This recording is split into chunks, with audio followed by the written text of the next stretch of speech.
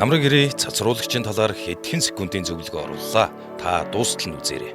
Жолоочдод шөнийн цагт явган зорчигч 20 метрийн зайнаас ойрын гэрэлд ингэж харагддаг. Энэ зайг 50-аас 100 метрээр холдуулахад холойрын гэрэлд бараг харагдахгүй. Харин одоо цацруулагчийг явган зорчигчийн ханцуунд зүй. Жолоочд харагдах байдал холойрын гэрэлд хамгийн холдоо 240 метрт анзаарагдана. Цацруулагчтай тодонгийн хантаазыг өмсүүлэхэд илүү тод харагдаж байгаа биз? Орон нутгийн замд суудлын автомашины зөвшөөрөгдөх дээд хурд 80 км/цаг. Энэ нь 1 секундэд 22 м зам туулна гэсэн үг. Ингэхээр харагдахгүй байх тусам өөрийгөө болон бусдыг эрсдэлд оруулна.